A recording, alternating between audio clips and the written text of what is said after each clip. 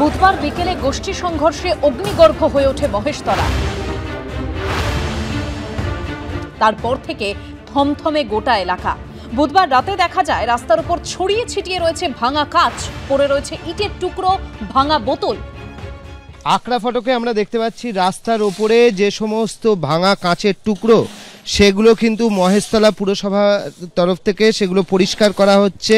এখন আমরা দেখতে পাচ্ছি যে রাত্রির 9:05 বাজে এবং সেই সময় মহেশতলা পুরসভার লোকজন যারা আছেন, সাফাই কর্মীরা, তারা এসছেন এবং এসে এই কাঁচ সমস্ত পরিষ্কার করা হচ্ছে। বিশেষ করে স্পেশালভাবে এখানেই পাঠানো হয়েছে। আমাদের সিআইসি তাপস হালদার মহাশয় বলেন এবং পৌরসভা থেকে আমাদের একটা অর্ডার আছে যে আপনারা গিয়ে এই সময় করুন। তা আমরা এসছি, এসে এই টোটাল আমাদের 4টে জোন নাইট সার্ভিস দেওয়া হয় মহেশতলা পৌরসভায় এলাকায়। তো তারা আমরা এসে আমরা এটা টোটালটা এখান থেকে নিয়ে সন্তোষপুর স্টেশন আমরা করব ক্লিনিং। ইটের ঘায়ে জখম পুলিশের একাধিক কর্মী, কেউ ভর্তি হাসপাতালে। মহেশতলায় সংঘর্ষের ঘটনায় আহত হয়েছেন ডিসি পোর্ট হরিকৃষ্ণ পাই। পাহাড়পুর রোডের একটি হাসপাতালে ভর্তি তিনি, মাথায় 3টি সেলাই পড়েছে। আহত হয়েছেন কলকাতা পুলিশের আরও 13 জন কর্মী। ডিসি পোর্টকে দেখতে হাসপাতালে যান কলকাতার পুলিশ কমিশনার।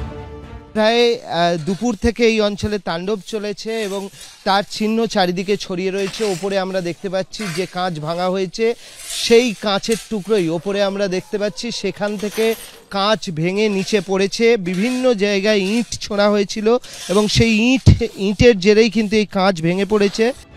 এই ঘটনায় এখনো পর্যন্ত মোট 18 জনকে গ্রেপ্তার করেছে পুলিশ।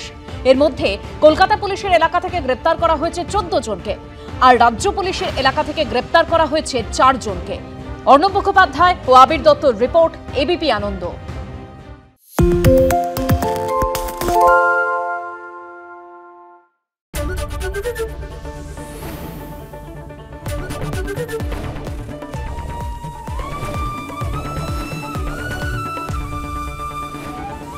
এবিপি আনন্দ, এগিয়ে থাকে, এগিয়ে রাখে। আরে চাটা দে ভাই, আমার একটা চা দেন। কি হলো আমারটা?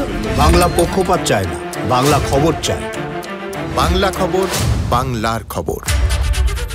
সত্য অন্তহীন, সত্যের খোঁজও তাই, সত্য সন্ধানে তাই আমরা অক্লান্ত, অকুতভয়। এবিপি আনন্দ নতুন ভাবনার প্রতীক, যা মনে মুক্ত, তথ্যে যুক্ত এবং যাবতীয় সীমানার বাঁধন থেকে মুক্ত।